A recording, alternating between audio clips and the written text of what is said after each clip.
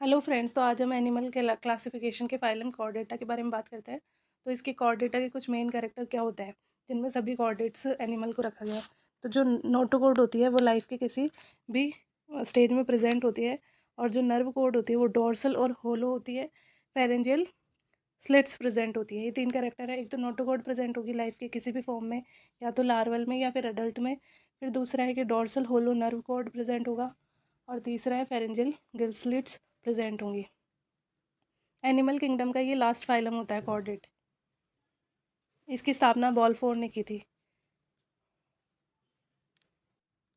इस संघ में लगभग 3% एनिमल आते हैं। जितने भी एनिमल हैं उसका 3% इसी संघ में आते हैं। ठीक है, 3% इस संघ में प्रेजेंट होता है।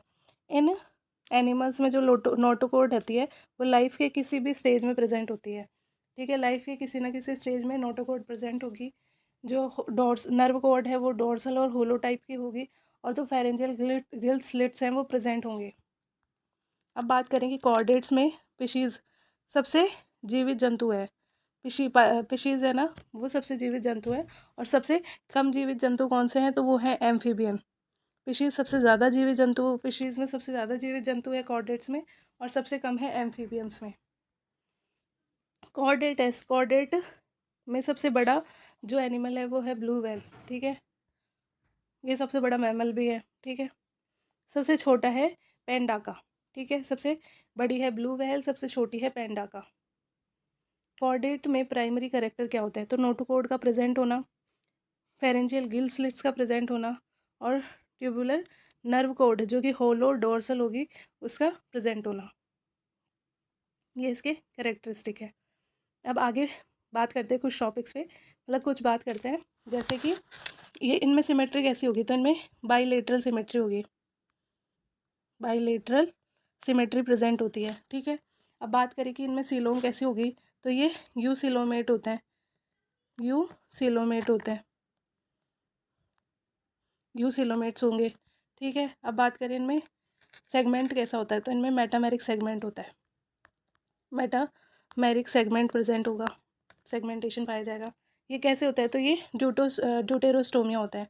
ड्यूटेरोस्टोमिया होता है, मतलब कि इनमें क्या होता है कि इनमें एनस पहले बनता है। ठीक है, अब बात करें कैसे होते हैं, तो ट्रिप्लोब्लास्टिक होंगे।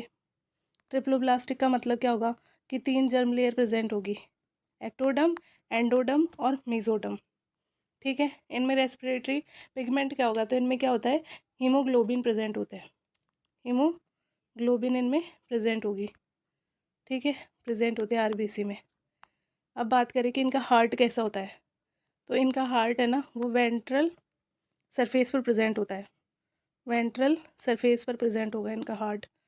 ठीक है, और मायोजेनिक होगा। मायोजेनिक का मतलब, मायोजेनिक से क्या समझते हैं, मायोजेनिक मतलब मसल से बना हुआ हार्ट होगा। मायोजेनिक हार्ट इनमें प्रेजेंट होगा। ठीक है, अब बात करें कि इनमें सर्कुलेटरी सिस्टम, रक्त परिसंचरण तंत्र कैसा होगा, तो क्लोज टाइप का सर्कुलेटरी सिस्टम इनमें प्रेजेंट होता है। क्लोज टाइप का सर्कुलेटरी सिस्टम इनमें प्रेजेंट होता है। इनकी जो एलिमेंट्री कैनाल है वो वेल डेवलप्ड होती है। एलिमेंट्री कैनाल वेल डेवलप्ड होती है। वेल डेवलप्ड एलिमेंट्री कैनाल इनमें प्रेजेंट होगी। सेक्सुअल रिप्रोडक्शन इनमें प्रेजेंट होगा। सेक्सुअल रिप्रोडक्शन ये करते हैं। ठीक है, अब बात करें कि इनमें लार्वा, तो लार्वल स्टेज है ना इनमें एब्सेंट होती है मोस्टली। लार्वल स्टेज एब्सेंट होगी मोस्टली, कुछ में प्रेजेंट होगी, पर मोस्टली देखी जाए तो लार्वल स्टेज नहीं पाई जाती। मतलब कि जो इनका डेवलपमेंट होता है वो डायरेक्ट होगा। ठीक है, इनमें जो हेपेटिक पोर्टल सिस्टम है, हेपेटिक पोर्टल सिस्टम इनमें एब्सेंट होता है। ठीक है, इनमें ब्लड सर्कुलेशन कैसे होता है, तो इनमें ब्लड सर्कुलेशन एंटीरियर से पोस्टीरियर एंड तक होता है। एंटीरियर से होगा पोस्टीरियर तक ब्लड सर्कुलेशन। ठीक है, इनमें पोस्टीरियर एनल टेल प्रेजेंट होगी। पोस्टीरियर एनल टेल इनमें प्रेजेंट होती है। देखो, इनमें पोस्ट एनल टेल प्रेजेंट होगी। फेरेंजियल ग्रिल स्लिट्स इनमें प्रेजेंट होंगे। ठीक है, डोर्सल होलो नर्व कॉर्ड इनमें प्रेजेंट होगी। एलिमेंट्री कैनाल है वो वेल डेवलप्ड होगा। तो ये कैरेक्टर है किसके, कॉर्डेट्स के। अब बात करें कि जो नोटोकॉर्ड है उसका डेवलपमेंट एम्ब्रियोनिक स्टेज में होगा, वर्टिब्रल कॉलम जो नोटोकॉर्ड है वो एम्ब्रियोनिक स्टेज में देखने को मिलेगी, और वर्टिब्रल कॉलम है वो अडल्ट स्टेज में देखने को मिलेगी। ठीक है, नोटोकॉर्ड इन एम्ब्रियोनिक स्टेज, जो नोटोकॉर्ड एम्ब्रियोनिक स्टेज में होती है वही आगे चलकर वर्टिब्रल कॉलम बनती है अडल्ट स्टेज में। ठीक है, अब आगे बात करें फेरेंजियल गिल्स की, pharyngeal gill slits.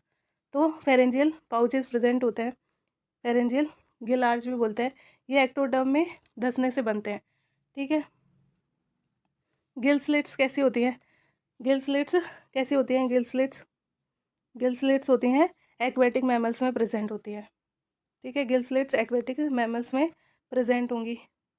Year tubes जो होंगे, ईयर ट्यूब्स होंगे, और जो स्ट्रक्चर होगी वो टेरेस्ट्रियल एनिमल्स में एब्सेंट होती है।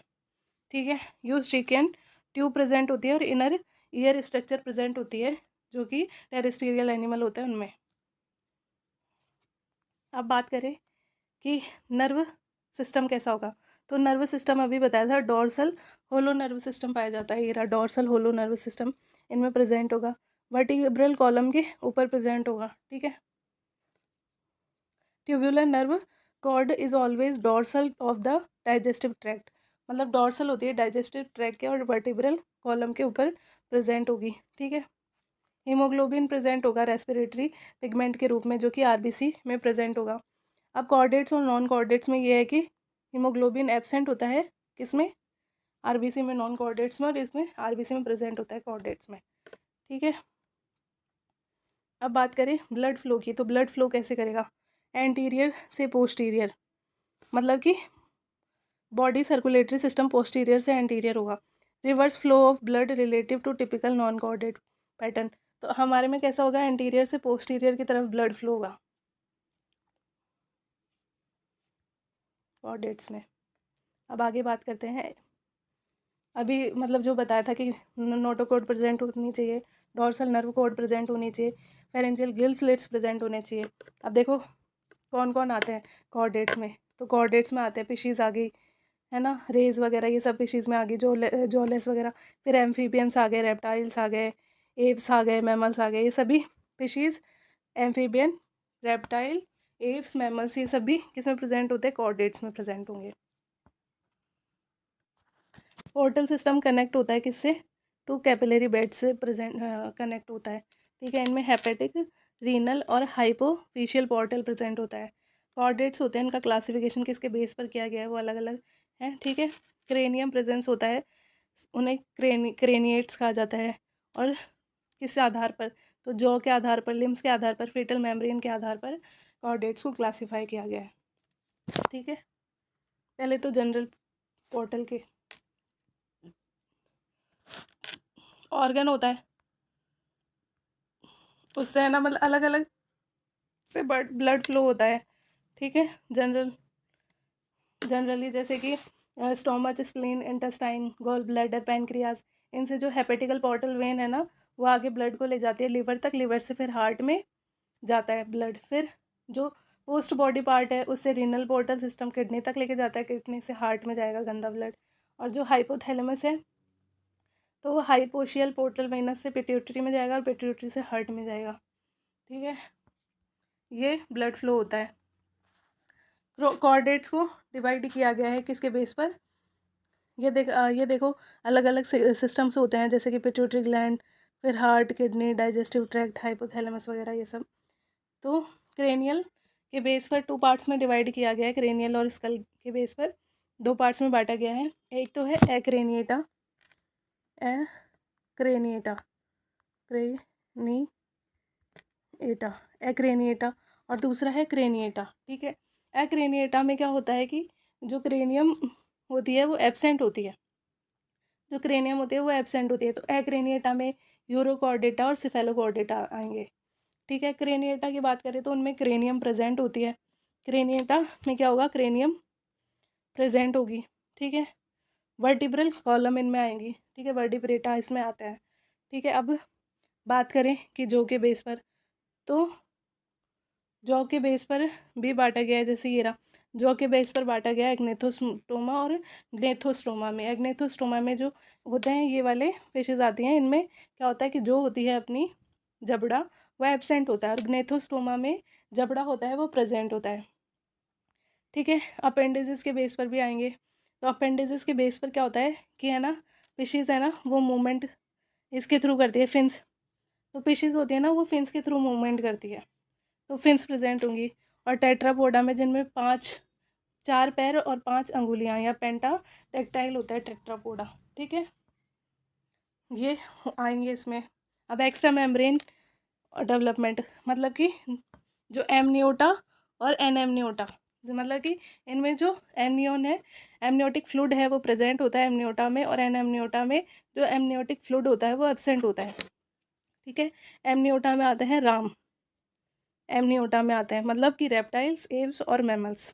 ठीक है, और इनमें जो एक्स्ट्रा एम्ब्रियोनिक मेम्ब्रेन होती है वो एग क्रॉस सेक्शन से मिलती है। ठीक है, एम्ब्रियोनिक डेवलपमेंट के समय जो ब्लास्टोमियर होता है वो एम्ब्रियोनिक डेवलपमेंट में भाग नहीं लेता, तो वो जो ब्लास्टोमियर है उसको क्या बोलेंगे, एम्ब्रियोनिक, एक्स्ट्रा एम्ब्रियोनिक मेम्ब्रेन। ठीक है, एनेमनियोटिक्स में मतलब जिनमें एमनियोटिक फ्लूइड नहीं होता उनमें ब्लास्टोमियर कैसी होती है, ब्लास्टोमियर डिटेल्स होती है।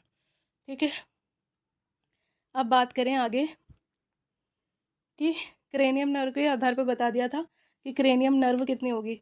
तो क्रेनियम क्रेनियम नर्व के बेस पर क्रेनियम नर्व तो है ना 10 जोड़ी तो किस में होगी, पीए में, मतलब फिशीज़ और एम्फीबिया में 10 जोड़ी क्रेनियम नर्व प्रेजेंट होगी।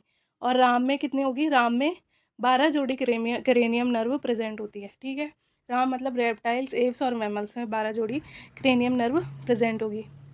अब बात करें कि इनकी इंटेग्यूमेंट, मतलब जो बाहरी आवरण होता है जिसे स्किन भी कहा जाता है, उसके बेस पर कैसे कैसे बांटा गया है। तो जो फिशीज़ हैं उनमें स्केल्स प्रेजेंट होती है, डर्मल स्केल क्या होती है, प्रेजेंट होगी। ठीक है, अब बात करें एम्फीबियंस की, तो एम्फीबियंस में क्या होता है कि जो इनकी स्किन होती है वो ह्यूमिड होती है, मतलब कि स्किन होती है वो स्केल लेस होती है, और उनमें 2 म्यूकस ग्लैंड प्रेजेंट होगी, मतलब कि वो मॉइस्ट रहती हैं। ठीक है, उनकी स्किन। अब बात करें आगे कि रेप्टाइल्स की बात करें, तो रेप्टाइल्स में स्केल प्रेजेंट होते हैं, रेप्टाइल्स में जो स्केल्स होते हैं वो प्रेजेंट होते हैं। तो जो इनकी स्किन होती है वो ड्राई होती है, रफ होती है और ग्लैंडलेस होती है, इनमें ग्लैंड्स नहीं प्रेजेंट होगी। अब बात करें आगे एव्स की, तो एव्स वापस से अरेंजमेंट, फर्दर अरेंजमेंट होता है, फेदर प्रेजेंट होंगे, फेदर अरेंजमेंट होगा, सॉफ्ट लूज और न्यूमोटिक बोन्स इनमें प्रेजेंट होती हैं। ठीक है, अब बात करें मैमल्स की, तो जो मैमल्स की स्किन होती है वो कैसी होती है, थिक होती है, स्वेट ग्लैंड इनमें प्रेजेंट होगी, और ये बालों के आवरण से इनमें प्रेजेंट होगा, जिसे पेलेज कहा जाता है, बालों के आवरण से ये प्रोटेक्टेड रहती हैं। थैंक यू गाइज, आज की क्लास आपको कैसी लगी कमेंट करके ज़रूर बताना।